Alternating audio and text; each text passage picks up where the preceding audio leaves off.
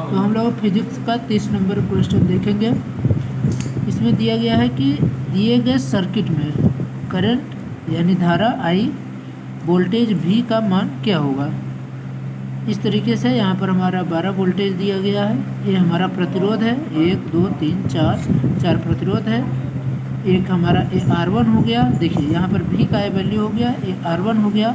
और R2 में हम इन तीनों को R2 में लेते हैं। किसको में लेंगे? R2 में लेंगे। और हमारे यहाँ I दिया गया है, यहाँ वोल्टेज है, ठीक है। तो इसको सॉल्व करने के लिए सबसे पहले तो आपको एक फार्मूला जो है पूरे प्रतिरोध वाले में लग रहा है, तो आप लोग को ये फार्मूला पता होना चाहिए।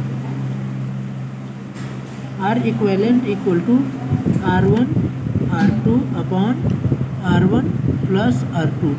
अगर ये चीज़ पता है तो फिर आप जल्दी से सॉल्व कर लेंगे। अगर आपको ये नहीं पता है फार्मूला तो आपको इसको करने में थोड़ा देरी लगेगी। ये हमारा क्या मैं बोला था, ये R1 है और ये पूरे क्या है R2 है। तो हम लोग उसी के हिसाब से जैसे है उसमें तो उसके हिसाब से करेंगे। तो यहाँ पर कर लेते हैं, पहले ऊपर कर लेते हैं, फिर डायरेक्ट यहाँ पर सॉल्व कर लेंगे। तो मान लीजिए हमारा R1 और R2 क्या है। R1 क्या है? R1 हमारा 6 है और यहाँ मल्टीप्लाई का चिन्ह रहेगा।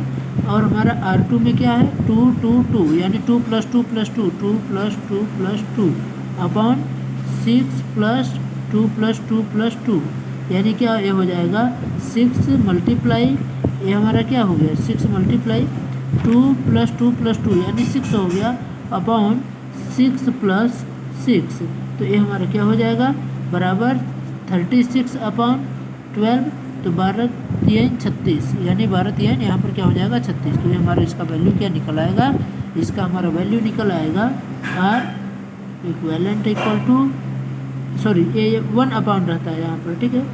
यहाँ पर ये 1 अपॉन, तो ठीक है ये 1 पर नहीं, 1 नहीं रहेगा, सॉरी 1 नहीं रहेगा क्योंकि ये जो हमारा फार्मूला होता है तो 1 अपर R इक्वेलेंट इक्वल टू जब लगता है तो यहाँ पर R1 प्लस R2 होता है 1 अपन R2। जब इसको हम सॉल्व करते हैं तो R इक्वेलेंट इक्वल टू यहाँ पर R1 R2 अपन R1 प्लस R2 ये आ जाता है। तो वही चीज़ यहाँ पर दिया गया है। तो R इक्वेलेंट इक्वल टू हमारा क्या निकल आएगा? हमारा यहाँ पर 3 इसका वैल्यू निकल आता है, ठीक है।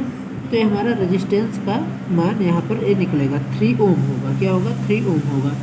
अब हमारा जो धारा दिया गया है तो I टोटल हमारी धारा पहले कितनी होगी, पहले हम इसको देख लेते हैं। तो टोटल जो धारा होगी तो I इक्वल टू हमारा क्या निकलेगा?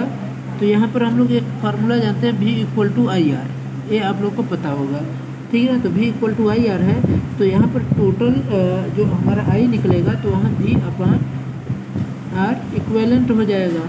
तो ये क्या होगा? V का हमारा हमको पता है क्या? V, हाँ हमको पता है। यहाँ पर 12 वोल्ट दिया गया है तो ये हमारा 12 वोल्ट हो जाएगा। और यहाँ पर 3 ओम है, इसको हमको काट दीजिए, ये 4 आ गया। यानी I टोटल जो हमारा टोटल वैल्यू निकलती है धारा की तो हमारी कितनी हो जाएगी? ये हमारी हो जाएगी 4, ठीक है। अब हमको देखिए I4 हमारा कितना हो यहाँ पर, ये हमारा टोटल धारा जो होगी 4 एम्पियर होगी। यहाँ पर क्या है? टोटल धारा 4 एम्पियर। लेकिन जो हमारी धारा पूछा जा रहा है तो वो कितना हो जाएगा?